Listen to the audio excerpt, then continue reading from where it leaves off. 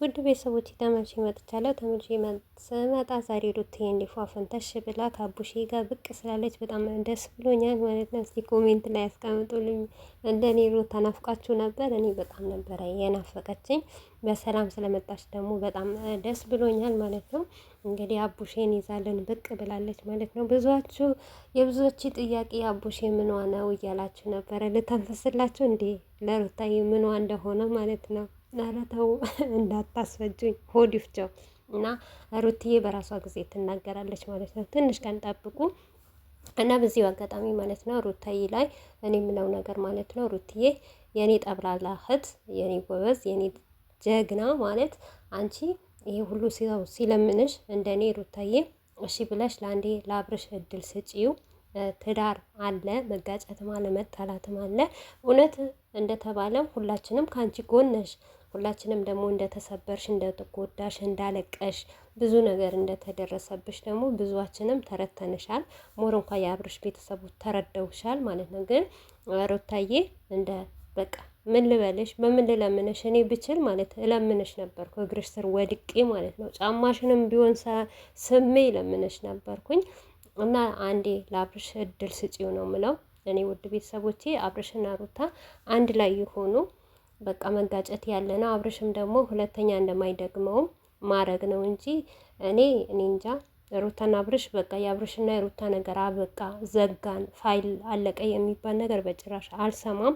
ታረቁ፣ ትዳራችሁን ያዙ፣ በደንብ አድርጋችሁ ልጃችሁ አብራችሁን አሳድጉ፣ በደስታ በሳቅ ሳቁን ደስታውን አላህ ያብዛላችሁ። እና በዚህ አጋጣሚ ለብዙዬ እኔ የምነግራት ነገር ቢኖር ወይም ደግሞ በተናገረችው ነገር አስተያየት መስጠት የምፈልግ ነገር እዚህ ጋር ሩታን ብቻ አይደለም መውቀስ ያለብሽ ብዙዬ። ሁሉም ጊዜ አብርሽና ሩታ በተጋጩ ጊዜ አብርሽን ከካሜራ ጀርባ ታወሪያለች፣ ሩታን ግን ካሜራ እየደቀነች ነው የምታወራት። እና ይሄንን መሆን የለበትም። እንደኔ የተሰማኝ ነገር ነው የምናገረው እዚህ ጋር ማለት ነው። እና ለምንስ አብርሽ ካሜራ አጠገብ ይዘሽ ለምን አትመጪም? ከጀርባ ያወራዋለሁ፣ ከጀርባ ለምነዋለሁ እያልሽ ነው። መሆንም የለበትም። እንደዛ ከተባለ በቃ አንቺ ለሩታ የምትጨነቂ ከሆነ ለሩታ የምታስቢ ከሆነ ሩታዬንም ደግሞ እንድትጦቀር ወይም ደግሞ እንድትሰደብ ካልፈለግሽ ሩታዬንም ከካሜራ ጀርባ ለምነሽ በቃ በግራውን ወጥቀሽም ቢሆን ለአንዴ ለወንድሜ እድል ስጪው እንዳያጠፋ። አይሰብርሽም። ካሁን ወዲህ ቢሰብርሽ ሙሉ እንኳን እኔም እፈቅድልሻለሁ፣ ቤተሰብም ይፈቅድልሻል፣ በሙሉ አንደበታችን እንሸኝሻለን ብለሽ ከካሜራ ጀርባ ለምኛት። ሁልጊዜም አብርሽን ወደ ኋላ እየወሰሽ ሩተን ይዘሽ ደግሞ እንዳትመጪ። ይህንን መልእክቴ ከሰማሽ የኔ አስተያየት ይሄ ነው በቡዝዬ። ቡዝዬም ደግሞ እንግዲህ የምትፈልገው አብርሽና ሩታ አንድ ላይ እንዲሆኑ ነው። ለአንዴ እድል ስጪው እያለቻት ነው። ማስታረቅ አለብን፣ ሁለታቸው መቀመጥ ማውራት አለባቸው ነው የምትል። ትክክል ናት። አብርሽና ሩታ ለብቻቸው ነው። ይህንን ነገር ድጋሜ ላልሰብርሽ፣ ድጋሜ ቤት ትተሽ እንዳትወጪ፣ እኔም እንደዚህ ነገር እንዳይፈጠርብኝ ብለው በደንብ አድርገው ተመካክረው ጨርሰውበት ለመጨረሻ ለአንዴ እድል ትስጠው ማለት ነው የሩታዬ እህቶች። እና እድል እንድትሰጠው ደግሞ እናንተም ከጎኗ ሆኖ ማለት ነው። የኛ ሩታ ማለት በሁሉም ነገር መሸነፍ ነው አለባት እንጂ በቃ አንዴ መረረኝ በቃኝ የሚባል ነገር የለም። እንደኔ የአብርሽና የሩታ ህይወት አልበቃም፣ ገና ይቀጥላል። በደስታ በሳቅ ልጃቸው አብረው ነው ሲያሳድጉ ነው ማየት የምንፈልገው። እንግዲህ ሌላ ያላችሁ ነገር ብትኖሩ በሉ። እኔ እንደኔ ነው እንዳኔ ሀሳብ ማለት ነው። እና ስለ አቤላ ደግሞ ስመጣ አቤላ አንተ አስመሳይ ማለት ነው፣ ማናቀህ እንዳይመስልህ ማለት ነው። ሩታን ከዚህ በፊት ሻንጣ ይዛ ስትወጣ ማለት ነው የት ሄደህ ነበረ? አንተ ራስህ አይደለም ምሸኛት የነበረው? በመሀል እየገባህ ቤቷን የምትበጠብጥ። ከአንድም ሁለቴ ደግሞ አብርሽ ነገሩ ሳይባባስ ረጅም ቦታ ሳይት ያለችበት ንገረኝ ሲለህ እምቢ እያልከው አልነበረም? አልነግርም ብለህ ድርቅ ብለህ ከአንድም ሁለትም ሶስት ቪዲዮ ሰርተህ ነበር። ትላንትና እውነት እንደተባለ ነገር ካልፈለግ ለምን አብርሽን ይዘህ ወደዛ ቤት ሄድክ? ይዘኸው ስትሄድ አብርሽ ነውር ነው በአንተ። ይህንን ነገር አያምርም፣ ይደብራል። ካልሆነ ደግሞ ሩታን ከፈለክ ይቅርታ ለማለክ ከፈለክ እኔ ሩታን ሩቅ ቦታ ወይም ደግሞ ጠርቼ ላምጣልህ ለምን አላልከውም? ዛሬ አፍህን የምትከፍተው ማለት ነው። የሩታ እህቶች ማለት ነው ብዙዋችሁ እኔ ቪዲዮ ስሰራ ባለፈ አቤላን እንዳትነኪው የሩታ መተካ ወንድም ነው እያላችሁ ነው። እንግዲህ ታያላችሁ ቀስ በቀስ ማለት ነው። አብላ ምን እንደሚሰራ ማለት ነው። በሩታና በአብርሽ ህይወት ገብቶ ማለት ነው። እዚህ ጋር እንዳለችም ሩታ ማለት ነው ጉዳዩ የአብርሽና የሩታ ነው። ማንም ሰው መግባት አይችልም ነበር። ምክንያቱም አብርሽና ሩታ መጣጣም ስለማልቻሉ ነው እንጂ እርስ በርሳቸው መገላለጸት ቁጭ ብለው ማውራት መፍታት ስላልቻሉ ነው አይደለም።